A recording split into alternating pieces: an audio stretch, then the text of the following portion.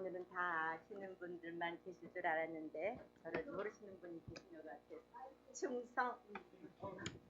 저는 군선교사로 자비량으로 군선교사로 위임받아서 하고 공군갈보리교회에서 은퇴하고 그리고 지금은 군 순회선교사 해외 순회선교사로 그렇게 사역하면서 평생을 선한 그리스도의 향기로 살고픈 이선향 목사입니다.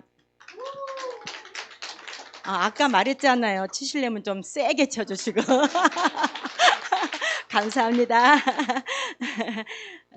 오늘 2026년도 사순절 5번째 주 월요일에 함께 나눌 저의 강의는 가나안 나눔 24강 중에서 21강 남자의 저주입니다. 이미영 사모님의 은혜로운 목소리로 읽어주심으로 또다시 반복하며 집중해서 단순하게 살펴보겠습니다. 성경에는 3대 저주가 나오지요. 선악과의 저주, 여자의 저주, 남자의 저주입니다. 그 중에서 남자의 저주를 살펴볼 텐데 먼저 강의책 옆을 보시면 영성 강의 실제 이렇게 적용이라고 쓰여 있지요. 그렇죠? 네. 예. 이 말은 21강 남자의 저주도 20강 여자 저주의 마찬가지로 1강부터 배우고 익힌 그런 영적인 관점을 이렇게 풀린다는 것이니까 지금까지 배운 영적인 관점들을 생각해 보면서 21강 남자의 저주를 살펴보겠습니다. 사모님 읽어주세요. 창세기 3장 17절에서 19절 개역 한글. 아담에게 이르시되 내가 내 아내의 말을 듣고 내가 너더러 먹지 말라 한 나무 실과를 먹었은즉 땅은 너로 인하여 저주를 받고 너는 종신토록 수고하여야 그 소산을 먹으리라. 땅이 내게 가시덤불과 엉겅퀴를 낼 것이라. 너의 먹을 것은 밭의 채소인즉 내가 얼굴에 땀이 흘러야 식물을 먹고 필경은 흙으로 돌아가리니 그 속에서 내가 취함을 입었음이라. 너는 흙이니 흙으로 돌아갈 것이니라 하시니라. 내 아내의 말을 듣고 종합주석. 하와를 주관하여 선한 길로 이끌어야 할 아담이 오히려 아내의 장중에서 노란한 것을 책망하는 말이다. 수고하여야 땀 흘려가며 일하는 노동이나 그에 수반되는 고생스러움을 의미한다. 물론 타락 전에도 아담은 노동을 했었다.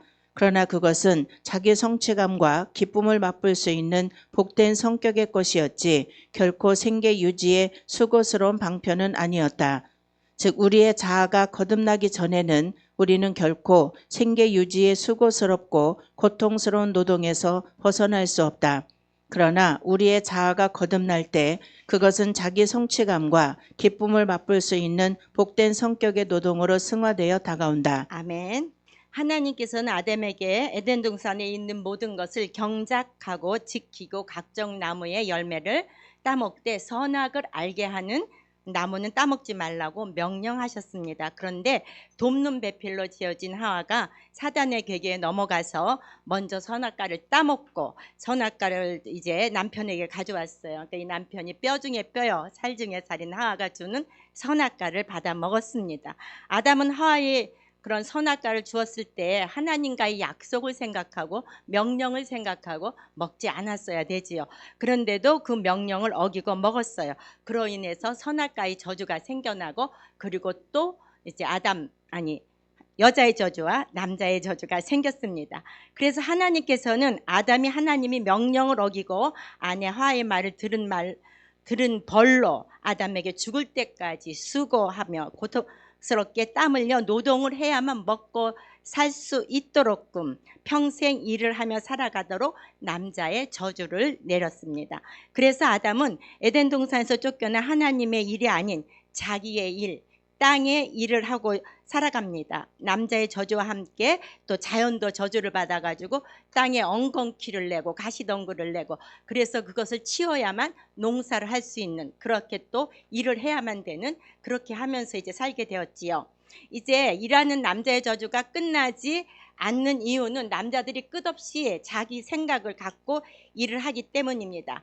그러니까 내가 하면 저주가 내려지니까 모든 관점을 하나님께서 일하시도록 바꿔야 저주가 끝납니다.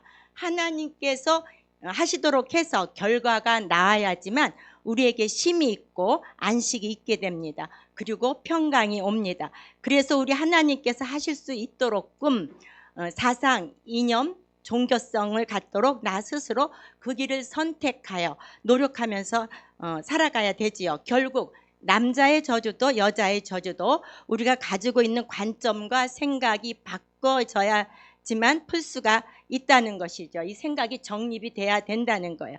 그러므로 하나님의 말씀으로 계속 정립을 하면서 하나님께서 일하실 수 있는 생각으로 바꿔야 합니다. 그런데 일하는 것이 왜 남자의 저주일까요? 남자들이 일하는 노동의 저주가 내려있기 때문에 남자들은 결혼하면 어떻게 해요? 가족들을, 처자식을 먹여 살려야 된다고 그렇게 생계와 연관시키면서 계속 뭔가를 끊임없이 일할 것을 찾아서 자꾸만 일을 시작합니다. 저희 남편도 그랬어요. 지금도 현재도 ing 진행 중입니다. 본래 에덴에서 아담의 노동은 기쁨이고 성취였지만 에덴에서 쫓겨나자 일하는 노동을 해야만 먹고 살 수 있도록끔 생계 수준에 머물렀기 때문에 안식이 없고 힘들고 고통스럽고 때론 이제 절망하면서도 일을 하고 살아갑니다. 반면에 선악과를 따먹고 사실이 밝아진 아내들은 어떻게 해요? 그 남편의 일을 하지 말라고 계속 요구를 하게 되지요. 그러다 보니까 아내도 남편도 서로 간에 판단하고 쉼이 없어 안식이 없고 고통이 옵니다. 무엇이든 생계의 수단으로 하면 저주입니다. 하나님의 일 역시 마찬가지입니다. 목회자들이 하나님의 일을 생계 유지로 그렇게 수단으로 하면 늘 한계가 있고 지치고 마련이고 고통스럽고 목회에 나가는 것도 어렵습니다. 일하는 것이 기쁨이자 성취가 된 사람은 저주가 끝난 사람이라고 말할 수가 있습니다. 우리의 자아가 거듭나야 생계수단이 기쁨과 성취로 변하게 됩니다. 자아가 거듭난다는 것은 나의 생각과 관점이 변하는 것을 말합니다. 생계와 기쁨은 종이 한 장의 관점 차이라고 해요. 이 차이가 육적 세계와 영적 세계로 나눕니다. 우리의 신앙생활이 생계를 유지하는 수준에만 있어서는 남자의 저주만 되풀이 됩니다. 우리의 신앙생활이 기쁨과 성취를 맛보는 단계까지 가야 남자의 저주가 풀리고 역사가 일어납니다. 남자의 저주가 끝나면 일이 엄청나게 잘 풀리고 여자의 저주가 끝나면 부부관계가 회복되고 가정이 회복됩니다. 그런데 우리가 알아둬야 할 것은 남자의 저주도 여자의 저주도 둘 다 남녀 누구에게나 다 이 저주들이 있다는 것을 인식하고 나를 살펴보아야 합니다. 사모님 읽어주세요. 즉각적으로 순수함과 영화로움을 상실하고 죄책감을 느낀다. 그들은 자신의 노력으로 벌거벗은 것을 감추려고 하였으나 하나님은 자기 노력이라는 옷을 허락지 않으셨다. 이보다 더한 것은 하나님과 교제하고 싶은 욕망을 잃은 것이다. 하나님이 접근하시는 것을 듣고 숨었다. 죄의식, 두려움, 수치심이 불순종하기 전에 그들이 즐겼던 하나님과의 교제를 깨트린 것이다. 또 한 가지 주목할 것은 남자가 여자의 핑계를 대고 여자는 뱀의 핑계를 대듯 자기 방어가 커가고 있는 점이다. 우리는 여기서 죄의 비극적인 내적 결과들을 보게 됩니다. 아멘.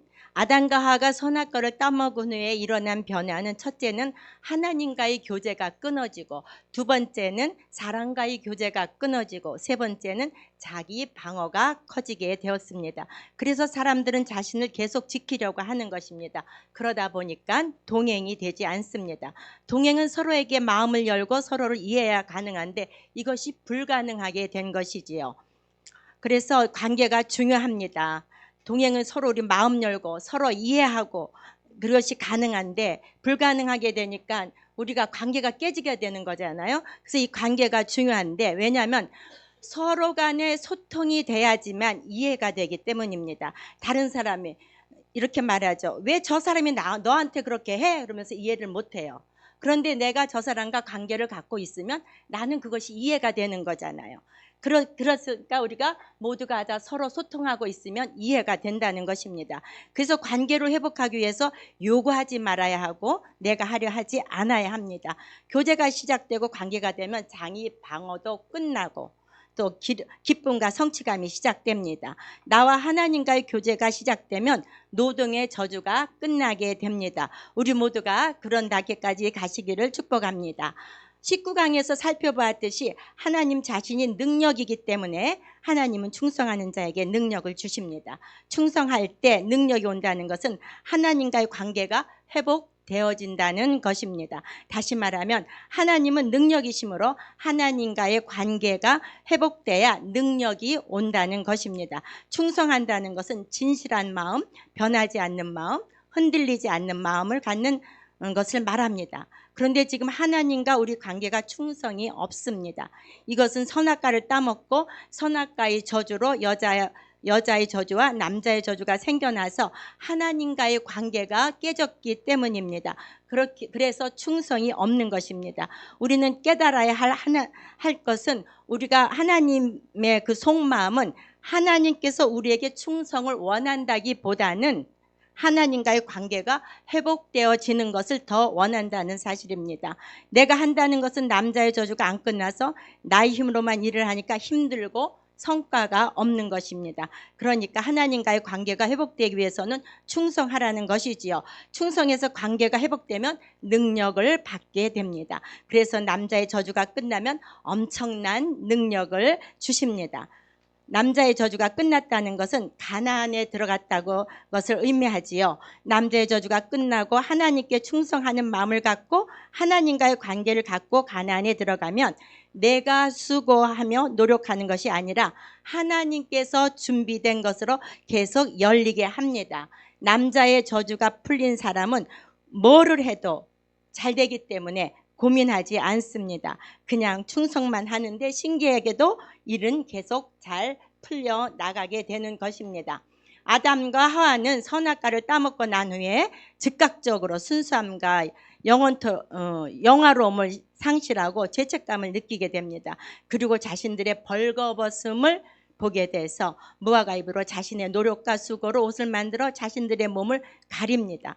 그런데 하나님은 아담과 하와가 만든 옷을 벗기시고 짐승을 잡아 가죽옷을 지어 입힙니다. 하나님께서 우리의 의는 다 더러운 옷이기에 우리가 만든 옷을 입는 것을 허락지 않으시고 벗기신 것입니다. 사모님 읽어주세요. 남자에게 내려진 저주의 심판은 일하는 것이다. 남자들은 무엇인가 끝없이 일할 것을 찾아 일하려고 하는 것이 저주이다. 그러므로 안식 대신의 고통이 동산에서 다스리는 기쁨 대신 밭에서의 땀과 노역을 하게 되었다. 이 일이 하나님의 형벌은 아니다. 일에 죄가 있는 것은 아니기 때문이다. 형벌은 일할 때의 땀과 노고이며 자연의 방해이다. 죄로 말미암아 모든 피조물이 저주를 받고 속박을 받게 되었다. 창세기 3장 23절 여호와 하나님이 에덴 동산에서 그 사람을 내어보내어 그의 근본된 토지를 갈게 하시니라. 여호와 하나님이 에덴 동산에서 그들을 추방했다. 그들이 선악과를 따먹고 자기만 위하면서 하나님으로 살려고 하지 않고 물질로만 살려고 하기 때문에 쫓겨났다. 근본된 토지를 갈게 하시니라. 하나님이 주신 보기에 아름답고 먹기에 좋은 나무 실과를 먹지 못하게 되었고 수고하며 땀을 흘려야만 겨우 먹고 살게 되었다. 즉 영적인 안식과 누림의 삶에서 육적인 노동과 수고의 세계로 살아가게 되었다. 창세기 3장 24절 이같이 하나님이 그 사람을 쫓아내시고 에덴 동산 동편에 그룹들과 두루 도는 화영검을 두어 생명나무의 길을 지키게 하시니라. 그룹은 천사의 일종이고 화영검은 말씀을 가리킨다. 범죄하면 낙원에서 쫓겨나는 동시에 거기엔 다시 못 들어가도록 천사가 막고 하나님의 말씀이 막을 것을 가리킨다. 즉 범죄하면 하나님의 말씀에 걸리고 하나님의 말씀에 가책이 되어 영적 평안과 안식을 누리지 못하게 된다. 하나님께서 그들을 다시는 그 동산에 들어오지 못하도록 하였으므로 지상의 에덴 동산은 없어지고 말았다. 그러나 그리스도로 말미암는 영적 낙원이 회복되게 하였고 그리스도가 재림하실 때에 천년 왕국의 낙원을 회복하게 하셨다. 위와 같은 저주로 지금 우리 인간의 수고로 얻게 되는 결과물은 영원하지 못합니다. 그래서 먼저 인간의 타락으로 인한 저주를 끝내야 하며 그 저주가 끝나면 영원한 영생의 결과를 누리며 살아가게 됩니다. 아멘. 남자의 저주는 일하는 것입니다. 에덴 동산에서 추방되어 근본된 토지를 갈게 하셨다는 것은 노동의 저주가 되어 내가 땅에 차원으로만 일만 하고 살게 되었다는 것을 말합니다. 그러니까 개인이든 단체든 교회든 남자의 저주가 안 끝나면 내가 해야만 되는 줄 알고 나 혼자 하려고 애씁니다. 동행하고 싶어도 동행이 안 됩니다. 이 저주를 풀지 않는 한 일 자체는 저주가 되어 힘들고 성과 없는 일만 합니다. 이 일의 저주를 풀기 위해서는 내가 먼저 뭔가 하려고 하는 그 마음을 그쳐야만 합니다. 그 마음을 접어야만 합니다. 그 마음이 앞서면 하나님이 알려주시는 그 하나님의 뜻을 알 수가 없고 내 마음대로 일을 하기 때문입니다. 우리가 하나님의 역사를 이루고 일하는 노동의 차원을 뛰어넘기 위해서는 생명의 말씀에 집중해야 합니다. 그리고 내가 하나님 앞에 변함없는 마음으로 진실한 마음으로 충성하면 열려지게 됩니다. 저주가 풀리고 풀리면 사역이 열리고 축복이 됩니다. 우리의 일이 성취가 되고 기쁨이 됩니다. 그러므로 하나님께 충성함으로 우리에게 영적인 차원의 노동이 회복되기를 축복합니다. 성경에서 옷은 흔히 구원의 상징이다. 탕자가 집에 돌아오자 깨끗한 옷으로 입혀졌다. 이사야 61장 10절과 스가랴 3장에 보면 내가 여호와로 인하여 크게 기뻐하며 내 영혼이 나의 하나님으로 인하여 즐거워하리니 이는 그가 구원의 옷으로 내게 입히시며 의의 겉옷으로 내게 더하심이 신랑이 사모를 쓰며 신부가 자기 보물로 단장함 같게 하셨습니다. 자기 의와 선한 행위라는 옷은 더러운 옷에 지나지 않는다. 이사야 64장 6절 대저 우리는 다 부정한 자 같아서 우리의 의는 다 더러운 옷 같으며 우리는 다 쇠폐함이 잎사귀 같으므로 우리의 죄악이 바람같이 우리를 몰아가나이다. 아멘. 의의 옷이라는 것은 의를 상징하기도 하지만 우리의 행위도 말합니다. 우리는 그동안 나의 의의 차원으로 선악과를 따먹고 판단하고 행위를 했습니다. 그런데 내 의를 갖고는 내 감정을 다스리지 못하고 내 의로는 마음까지 내려가는 하나님의 의를 만나지 못합니다. 말씀을 보면 우리의 계획대로 우리가 수고해서 얻은 모든 것은 다 더러운 옷이라고 했습니다. 기도도 마찬가지입니다. 많은 사람들은 자신들의 계획대로 생각하며 기도합니다. 내 차원으로만 하는 기도는 온전한 기도가 되지 못하기 때문에 내가 세운 삶의 기도를 끝나지 않으면 저주는 끝나지 않습니다. 하나님이 하라고 하신 일이 아닌 내가 생각해서 일을 계속할 때는 안식이 없습니다. 그래서 우리는 먼저 그의 나라와 그의 의를 구해야만 합니다. 그러면 하나님의 일이 중심이 되는 삶을 살아가게 됩니다. 그럴 때 하나님께서 우리에게 성취감과 기쁨을 허락해 주시는 것입니다. 성경 말씀에서 옷을 영적으로 남자의 저주에 비유한 부분이 나옵니다. 한번 살펴보겠습니다. 사모님 읽어주세요. 하나님이 옷을 입히면 벗길 자가 없다. 인간의 의의 옷은 언젠간 벗겨지지만 하나님께서 입히신 의의 옷은 누구도 벗길 자가 없습니다. 그래서 우리 인간의 수고로 얻은 것은 영원하지 않습니다.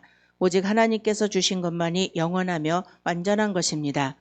창세기 41장 37절에서 43절 바로와 그의 모든 신하가 이 일을 좋게 여긴지라 바로가 그의 신하들에게 이르되 이와 같이 하나님의 영에 감동된 사람을 우리가 어찌 찾을 수 있으리요 하고 요셉에게 이르되 하나님이 이 모든 것을 내게 보이셨으니 너와 같이 명철하고 지혜 있는 자가 없도다. 너는 내 집을 다스리라. 내 백성이 다 내 명령에 복종하리니 내가 너보다 높은 것은 내 왕자뿐이니라. 바로가 또 요셉에게 이르되 내가 너를 애굽 온 땅의 총리가 되게 하노라 하고 자기의 인장 반지를 빼어 요셉의 손에 끼우고 그에게 세마포 옷을 입히고 금사슬을 목에 걸고 자기에게 있는 버금수레에 그를 태우매 무리가 그의 앞에서 소리 지르기를 엎드리라 하더라. 바로가 그에게 애굽 전국을 총리로 다스리게 하였더라. 즉 사람에 의해서 입혀지면 사람에 의해서 벗겨지지만 하나님께서 입히시면 누구도 벗길 자가 없게 되는 세계가 영적인 세계며 이 땅의 저주가 끝난 세계입니다. 아멘. 요셉은 남자의 저주가 끝난 대표적인 사람입니다. 요셉의 아버지 야곱이 요셉에게 채색 옷을 입힙니다. 형들이 요셉을 시기해서 그 채색 옷을 벗기고 그리고 구덩이에서 가뒀다가 이제 종으로 팔게 되지요. 요셉이 종으로 팔려 보디발의 집에서 입혀진 옷은 보디발의 아내에 의해서 벗겨집니다. 이후에 요셉은 감옥에 들어가서 술 맡은 간원장의 꿈을 해석해주고 술 맡은 간원장으로 인해서 궁으로 들어가서 바로의 꿈도 해석해줍니다. 그래서 바로가 요셉이 명철하고 지혜로운 자라고 인정하고 온 땅의 총리로 세우고 자신의 인장 반지를 빼주고 요셉에게 세마포를 입힙니다. 왕의 겉옷을 입힌 것입니다. 왕이 입혔지만 사실은 하나님이 입힌 것입니다. 총리가 된 요셉은 7년의 풍년 때에 곡식을 잘 간수하여서 7년의 흉년 때에 잘 또 그것을 나눠주고 그래서 애굽에 많은 부를 갖게 하지요. 저주가 끝난 사람은 요셉과도 같이 일이 잘 풀려나갑니다. 요새처럼 사람에 의해 입혀진 옷은 사람에 의해 벗겨지지만 하나님께서 입혀준 옷은 영원히 누구도 벗길 자가 없습니다. 이처럼 내가 내의로 일하는 순간에는 또 다시 벗겨지게 됩니다. 내가 잘한다고 해서 내가 잘하겠다고 해서 그렇게 한다고 해서 일이 되어지는 것이 아니지요. 그러나 내가 하려고 내 생각대로 계획한 일을 멈추면 하나님이 일하십니다. 신기하게도 그 사람에게 맞는 일을 하나님께서 허락해 주십니다. 그러므로 하나님께서 옷을 입힐 때까지 우리는 침묵을 지키며 하나님 앞에서 기다려야만 합니다. 하나님께서 옷을 입혀주는 그때부터는 그의 일하는 성취감과 기쁨으로 살아갈 수 있습니다. 여기까지 가야 남자의 저주가 끝납니다. 이것이 영적인 세계입니다. 한 가지 더 생각해 볼 것은 하나님께서 요셉을 총리가 되게 하신 이유는 요셉 안에 누구도 미워하는 마음이 없었기 때문입니다. 남자들은 하와 때문에 망했다고 생각하며 사는 경우들이 있는데 그런데 하와를 용서해야만 합니다. 아내를 용서해야만 합니다. 내 주변인을 누구나 다 용서해야만 합니다. 하나님은 사랑이십니다. 누구도 미워하지 마십시오. 이것이 성경의 가르침입니다. 남자의 저주도 여자의 저주도 풀 수 있는 열쇠는 사랑입니다. 영적인 존재는 사람의 영향을 받지 않습니다. 사람과 얽히지 않기를 축복합니다.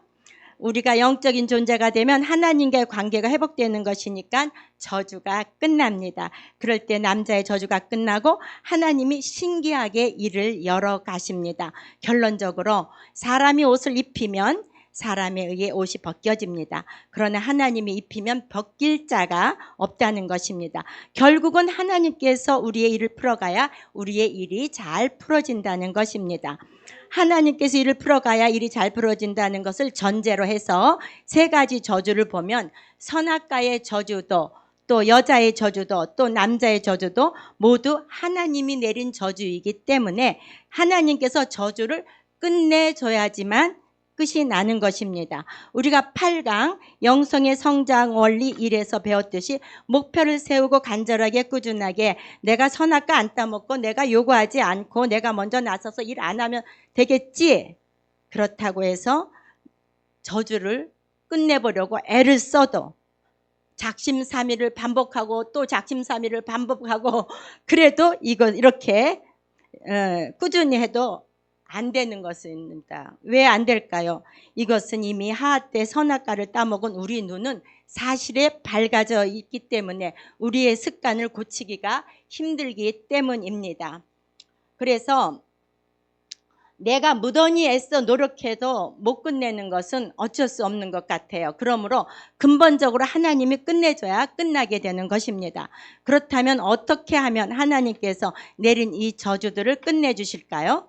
19강 능력은 어떻게 생기는가 해서 하나님께서 맡겨주신 직분에 진심으로 충성하면 그 직분에 감당할 능력을 주신다고 하셨습니다. 그러니까 우리가 못하는 것을 하나님께서 끝내주시도록 우리가 충성하면 되지 않을까요? 아멘? 아멘. 성경 누가복음 19장에 문화 비유가 나오지요.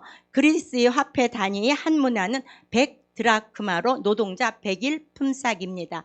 100일 품삯밖에 안 되는 작은 한 문화는 나 자신입니다. 작은 한 문화인 내가 충성되게 일해가지고 열무나 즉 천일의 품삯을 남겼는데 하나님께서는 이렇게 충성한 자에게 엄청나게 큰 열고를 차지하게 한다는 것입니다. 그러니까 우리가 진실되이 충성하고 또 신부단장하고 있으면 땅과 집은 신랑 되시는 예수님께서 준비해 주신다는 것입니다. 흉년이 계속되자 사람들은 요셉에게 돈, 가축, 집문서, 땅문서 갖고 곡식 사러 오지요. 그래도 흉년이 안 끝나자 마지막으로 사람들은 자신을 종으로 드리고 곡식을 사러 오는 사람들에게 요셉은 어떻게 했어요? 양식뿐만 아니라 농사를 지을 수 있도록 종자 씨를 줍니다. 그때서야 흉년의 저주는 끝납니다. 그러므로 모든 저주가 끝나려면 나를 드려야 합니다. 마지막 우상은 나를 사랑하는 것이기 때문에 모든 저주를 끝내려면 나 자신을 온전히 드려야 끝이 납니다. 그런데 우리는 자기 자신을 온전히 드리지 않습니다. 그래서 저주가 안 끝납니다. 가나안을 정복하지 못하는 이유는 마지막 우상인 나를 사랑하는 것을 제거하지 못했기 때문입니다. 다음 주는 종려주일이고 고난주간이 시작됩니다. 하나님께서 짐승을 잡아 아담과 하와에게 가죽옷을 입혔듯이 예수님께서는 자신을 들여 십자가에서 죽으심으로 인류의 저주를 끝냈습니다. 그런데 그것은 법적으로만 저주를 끝낸 것입니다. 저주를 실제로 끝낸 것은 아닙니다. 그렇기 때문에 예수님의 저주를 내 것으로 끝내려면 자기 부정과 자기 십자가를 자기가 져야 하는 것입니다. 그런데 문제는 내가 나를 죽이려 해도 내가 안 죽습니다. 내가 나를 부정한다고 부정되지가 않습니다. 그래서 저주를 끝내기 위해서는 날마다 나를 죽이는 말씀이 필요합니다. 나를 죽일 수 있는 하나님의 말씀의 씨가 자꾸 계속적으로 매일매일 들어와서 나를 죽여야 합니다. 그래야 저주가 풀리고 끝이 납니다. 우리 모두가 모든 저주를 하나님이 끝내주시도록 충성되이 진실하게 나를 들여서 모든 저주를 끊을 수 있는 능력을 받으시고 매일매일 말씀의 씨를 받아서 매일매일 나를 죽이며 살아가시기를 예수님의 이름으로 축복합니다. 충성! 아멘.